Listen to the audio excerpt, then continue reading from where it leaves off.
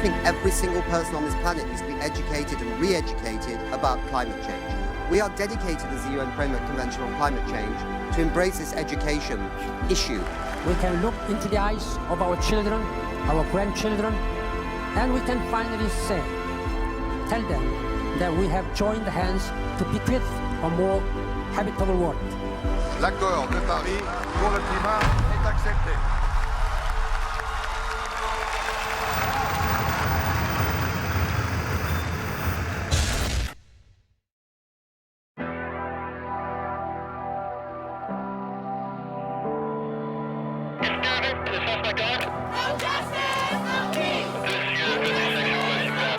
State Congress voted to ban abortion.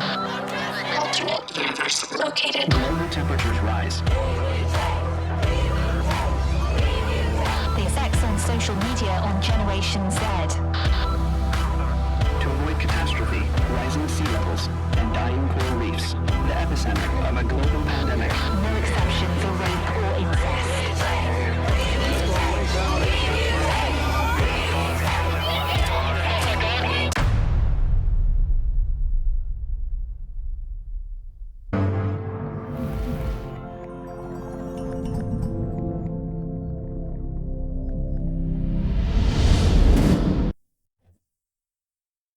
Well, hello, everybody. We're here in the We Don't Have Time Pavilion, and you can see my hat on, Make Science Great Again. It is absolutely key as we talk climate change here and the transformative adaptation, which will be the topic of our discussion today, that it is grounded in sound science. And we're happy to host the Science Pavilion here as the Planetary Guardians. And I have two great representatives with me to embark on the debate of transformative adaptation.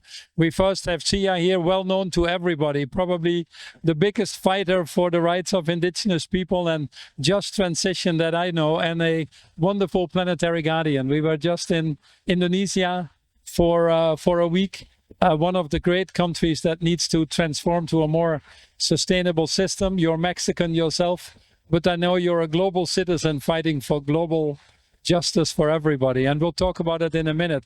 And Tim from Exeter, Tim and I were not long ago at the Tipping Point conference that he always organizes. He is probably one of the key authorities, I would call it, in the world of how do we truly drive these tipping points. We all talk many of our promises, we all talk many of our projects that we have, but can we really drive change at scale? And that's the topic of today's discussion, transformative adaptation. Starting with you on a simple question, Sia, what is transformative adaptation to you? Well, thank you so much, Paul, for having this space for us today, and to We Don't Have Time team for making this possible. I mean, for me, what transformative adaptation means is that we are really making sure that the future, my generation, and everybody who's suffering from the immense impacts of the climate crisis and destructive industries today, like that becomes part of our past, that we stop seeing lives, territories, people, and the future as expendable. Because right now we're heading to where we're acting as if these climate impacts are not going to deeply destroy our societies, our cohesiveness, our culture, and also our aspirations. I think a lot about how in indigenous communities we have very close relationships to our land, where we know what the water cycle will be and the harvesting cycle will be. And when those things start to be broken because of the climate crisis, then we are out of tune to our own knowledge.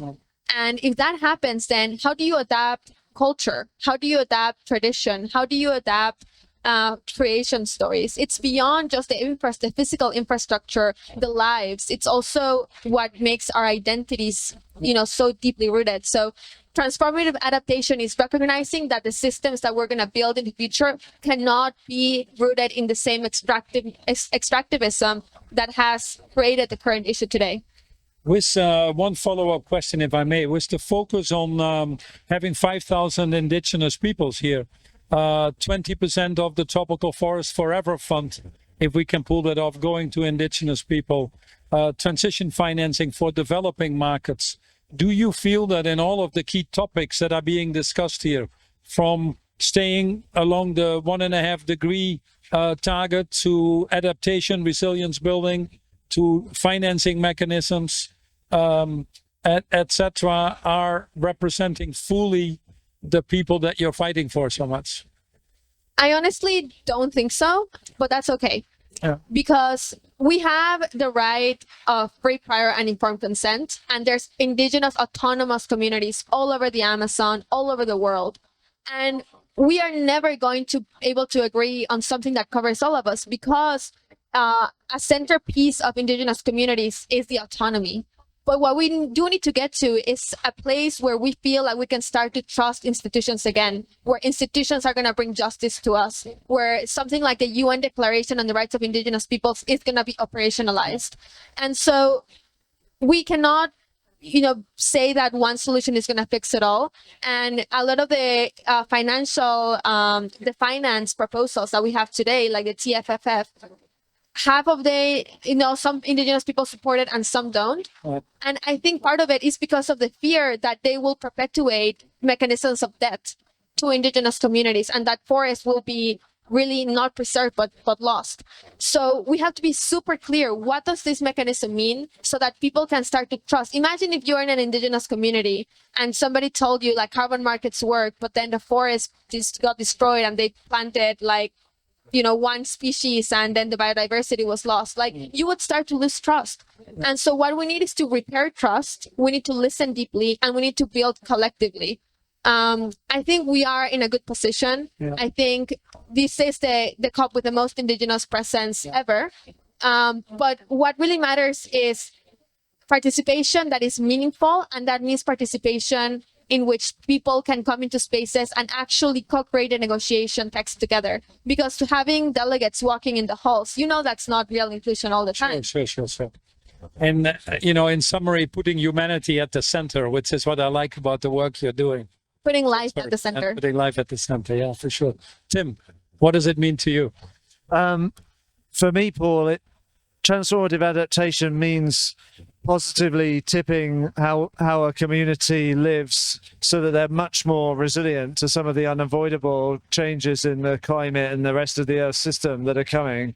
And we know a lot of people in the world are already stuck in what are called poverty traps, but there are some examples where you can positively tip out of that situation and get into a much better, more resilient place.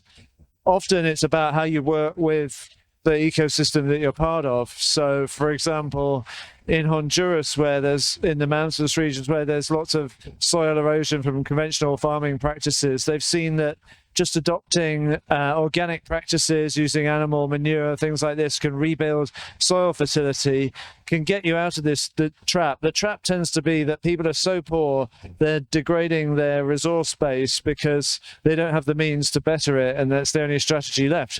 In this case, organic practices, suddenly you don't have to pay so much for fertilizers or other inputs.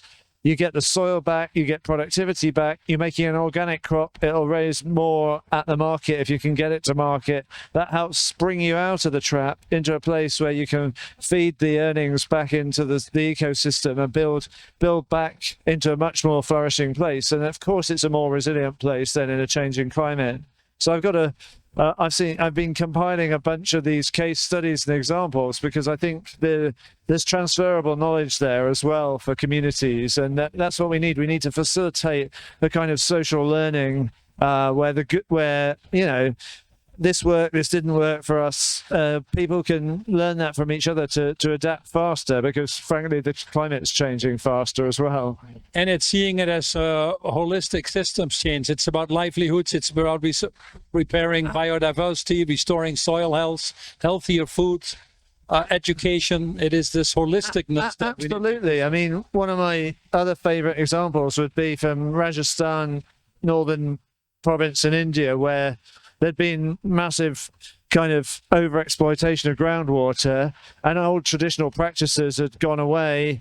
But this had left a really bad situation. There wasn't enough water to support a community. The men had left for the cities. Education was suffering. Women having to walk miles to get water. The trees are dying. So the transformation started to happen when they when they started to go back to traditional practices, which is essentially dig out what were now silted up artificial reservoirs that capture the monsoonal rains and then let them infiltrate and refill the water table. And as soon as they started to re-dig out the jahadi, as they'd be called, they realized, the wells are filling up again. Let's do more of this. So that particular groundwater management initiative, not only did it spread like wildfire once people realized it, but also it brought back a better society. It brought the men back from the cities. It gave the kids time to study. It was a holistic systems view. So the private sector, what would you say to them? That this is an incredibly investable opportunity now, the whole area of adaptation. Oh, absolutely. I mean, I think the private sector, you might disagree, but I think they've been a bit slow realizing the incredible opportunity space with very bankable investments of all kinds. A lot of this in other contexts would be also about more resilient infrastructure, and investing in infrastructure is usually a great return on investment. And you usually have government backing securing those kind of projects. So, yeah, I'd love to see, and I think finance is switching on to this, I'd love to see that narrative turn into more and more action to invest in supporting communities to regenerate, get to a more resilient place. But it is important that the general lesson is you've got to empower communities to own these initiatives where you can. Bring it from the bottom up. From the bottom up, yeah. What are some of your best examples you've seen in transformative adaptation and all the things you've been involved in? So it's actually really hard to give clear examples on adaptation because it has been so neglected in the COP process internationally, because mitigation actually gets so much more of the funding. We have the 90% of the funding 90%, still goes there. Yeah. I didn't know that was a number. 90% of the funding going to mitigation. And so we have in the UN space the mitigation goal, which is 1.5 degrees of warming. But we have no example for an adaptation goal. For example, we could say by 2050, all cities that are at risk of coastal sea level rise have to move inland, or the populations have to be moved all by 2075. That language isn't even in our repertoire because we haven't gotten that practice. And so I know that for this COP, they're working on the global goal of adaptation, where they got submissions of over 4,000 measures of adaptation. They brought it down to 400, and now they want to end this COP with 100 measures of adaptation. Yeah. And I'm really curious to see what those will be. Is it going to be adaptation to heat? Is it going to be to flood, to storms, to hurricanes? And when we talk about the reality of how deeply the climate impacts, the climate crisis is impacting livelihoods. I mean, just this summer, we've seen floods in Mexico as we had never seen before. A whole community wiped away by a river that grew, tremendously. And so the best examples to answer your questions that I've seen on adaptation is really, I think to your point, going back to ways to relate to the land that make the land resilient. So how do we make sure that the land is able to absorb water because the forest is growing? Or mangroves are an incredible example of how you can both do lots of carbon sinking, but also protection for stronger storms. And, many times it's really asking people like, what do you need for your life to be more livable? Because that is the questions that we need to ask with adaptation. I was very excited this morning to be part of a session on climate and health, that and especially when it gets to cities, that people now understand the importance really of preparing ourselves for that. If our current trajectory projects 14 to 15 million more people dying because of heat exposure, in the next 20, 30 years, think about the cost to our systems or the cost to our health systems that we have now. So it was good to see actually the alliances of cities, and then the foundations, the philanthropic sector pledging nearly $1 billion in action there together. So that would be an example of a tipping point, putting people central in all we do. And I think you hit it right in the head that adaptation is really about health, because we are going to see more sickness, more heat stress, more deaths just from how different our environments are going to be. And we're feeling it in Belém. I mean, all of us probably have never been so, from the global north or from the cooler places, have never been in a place so humid for so long, where even inside of the negotiation rooms, we need to have these huge fans, because if not, we could not function. And what can heat have on our stress levels, the impact of heat on our stress levels? Maybe there'll be a study on the impact of heat on like the fluidity of negotiations or something. You know, we're in territory never seen before. No, it's a good example that if you play with the thermostat of planet Earth, this is what you get. And I think it's courageous from the Brazilians to have the conference here. And where nature, humanity, economy, social justice actually come together. And I'm glad we're all experiencing some level of discomfort, because if we really want to change the things we're talking about, a certain level of discomfort is probably good. What, mindful of the time we have, what you are going to be here for 2 weeks, which is tremendous, and you've been here nearly a week now, and in other parts of Brazil as well. What are the things that you've concretely seen in the last few days that give you hope? You want to kick it off? Well, in the brief time I had to go into the nearby rainforest here, which was incredible, it was actually heartening to find that. I mean, it's a bad news message, but it was heartening to hear that everybody I communicated with was saying, yeah, the climate's changing. I mean, the Brazil nut harvest was terrible in the last year. We met the 83-year-old guy who still sort of takes responsibility for the Brazil nut trees and also climbs the acai tree to get the berries. And he was just kind of just saying this is kind of real now. I mean, contrast that with the fact that the people who, the lead politicians in some of the key bits of the forest here are all populists who don't believe in climate change. But the people get it.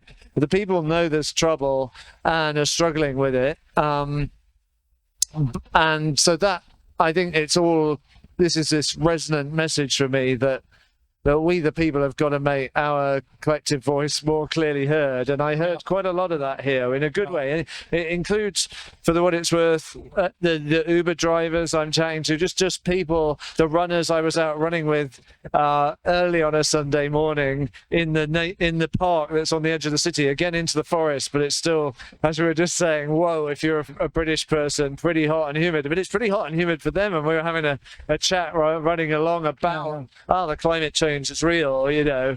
And as you say, it seems the whole city has embraced the conference. Yeah, they have. It's part of it. And just broadening out a bit, I mean, you were rightly, Paul, highlighting, look, there's people are dying now, especially poorer people, the elderly, the young, the infirm, in kind of overheating, overhumid slums of megacities around the tropics. And yet, I mean, I've been involved in research in this myself. We see examples where more green space in the global south and tropical cities can just do a huge amount to ameliorate those heat and humidity extremes that are tragically killing people. And again, it's a systems view, but that for me would be an absolute priority area for investment, because we know in the global north, already that within a city, of course, it tends to be where the rich people are, where there's more green space and more climate amelioration. So we really need to do some redistribution on that and invest in green space Where the people who are suffering the most are. And that'll be great for nature as well. And we'll start to blend back then what you see very clearly in Belém, which is a very sharp boundary between city and ecosystem. We'll need to blur that boundary and let some of the ecosystem back in, especially into the less well-off edges, which is, again, a thing you see here in Belém. If you go, like I do, go out running or whatever, as you move away from the center, you move into the forest. More and more challenging conditions for people. And I saw that about $1 invested in that regeneration of the cities can give you up to a $30 return, which is a pretty good investment proposition itself for many. Incredible. What are you the most enthusiastic about from all the things you've seen so far? For me, it has to be, and I so agree with you, the way in which the city has embraced everyone coming here, but from a way that's coming really from the grassroots. So parallel to the COP, there's the People's COP, the Cúpula dos Povos, that is convening 3,000 leaders over 3 days to talk on 6 thematic axes, all speaking on what people want to see from leaders. And that's so important, because when we are not feeling heard inside of the official spaces, you need to create your own spaces and be able to propose. And I'm so excited for us proposing things, not just saying this is wrong, this is wrong, this is wrong, but these are the solutions that we are coming up with. And, you know, there's so much attention on the fossil fuel drilling that they want to do in the headwaters of the Amazon. And there's a lot of attention on what's going on with different fossil fuel projects across the world. And I think the climate movement is just being able to develop our red lines very clearly. No fossil fuels, no fossil fuel investments, no fracking. Natural gas is not a transition fuel. And if we are able to keep doing that in ways that we can really just be super clear as a movement on where we're going, that it just gives me so much hope that we can articulate ourselves better. And I think we all agree that what we need now more than ever is the finance going to mitigation, adaptation, and loss and damage. And if the global north is going to be serious about the historical responsibility to the climate crisis, they will create mechanisms that work to actually make sure that communities are able to get away from fossil fuels and adapt to the worst impacts of climate change. So, and also, I think it gives me a lot of hope to see people who have been doing this for a long time and they're still doing it, but from such a deep place of love. Even more energized. Yeah, they're here because they love life so deeply that they will give everything to protect it. Yeah. And it makes me feel very, very hopeful just to know that I'm not alone, that we're not the crazy ones. We're actually defining the new normal. Well, I want to thank you for that, because at a time that too many people go silent, it's actually important that we have the voices speak out and speak out loudly, driven by morality, but also by common sense now. These two are intersecting at a rate that is probably has come to us faster than at any time. You know, in the beginning, we had to convince people that there was a problem in the making, but that we had to invest in it. Now, I think more and more people understand that actually this is probably the best investment opportunity we have to take care of the challenges now. The economics have changed thanks to technology, thanks to scaling some of the things, thanks to some of the signals from the marketplace. We're probably in a better position to accelerate now and listen to these voices than we've been in any time in this climate movement. Now, if you agree with that? Absolutely. And I think what's also becoming clear, especially for some of the poorest people on the planet, is there's a really nice synergy between the progress that's being made on mitigation in the form of the cheapest electricity ever from solar combined with battery storage, and bringing that access to electricity to the people who've never had it. 700 million of them, 600 million in sub-Saharan Africa. We think of that as part of mitigation and also, I think, part of development. But that's going to be crucial for their transformative adaptation, because once you've got electricity, you've got some more options to keep your food in a good place, for your education of your kids when it's dark, to run your business into the dark hours. It's just, you know, these two things that can be one and the same. And I think that doesn't get stressed enough, the kind of synergies and co-benefits that can come together. Yeah, we have two constituents that are watching us right now. Millions of people out there who probably agree with you, but are wondering, what can I do? Because I'm not at the COP, but I'm interested in it, hence that's why they're listening. And we have some people here that we call the negotiators or the politicians. If you would have a message for each of them, what would you tell them? So first, to the people who are watching and they don't know what to do, because I think this is the hardest question we get in the climate movement. I think we just need to, number one, recognize that we have a deep problem going on in the world right now. Thus, everything has to change. All of our behavior, our aspirations, our definitions of progress and success have to change. Number three, we need to defend those at the front lines who are defending life. And number four, we need to be able to put the best available science at the center of every single decision. And that for me is the planetary boundary science. because we're having this yearly planetary health check that tells people how the planet is doing and where we need to go. So the tools are there. We need to talk about it. We can't be silent when we need everybody's voice for transformation. And then for the negotiators, what I would tell them is they really need to stop stalling on adaptation negotiations and also on just transition. And we need to be able to get these agreements. Right now, people are discussing the Just Transition Action Plan. We need to be able to put it forward so that we can operationalize it. And we need a mechanism, because right now we have what is called a work program, which means like it might disappear and we might never have it again. Yeah. And a mechanism means we are going to implement what we propose out there in the world. And that's why it's so important that countries bring their NDCs, their nationally determined contributions, forward, and that we have the finance to implement those NDCs. Listening to the voices of the many who suffer and not the few who have the money. And make things happen. It's been 30 years. Yeah. I mean, there's people here who've been in this before I was born. Yeah.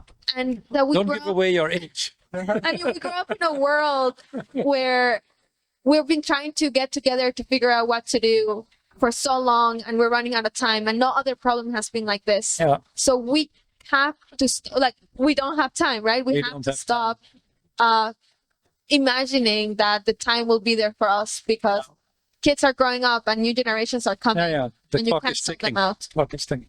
Thanks, Tim. Yeah, so 2 messages. Well, I think for all of us, we need to realize the agency we have to be part of a change that can become self-propelling. Our adoption, including of clean technologies, helps make it cheaper, better, more accessible to the next person, more attractive to adopt. And that can reach a positive tipping point on the mitigation front. We've seen that already for solar energy, and it's happening for electrifying mobility. It needs to happen more widely.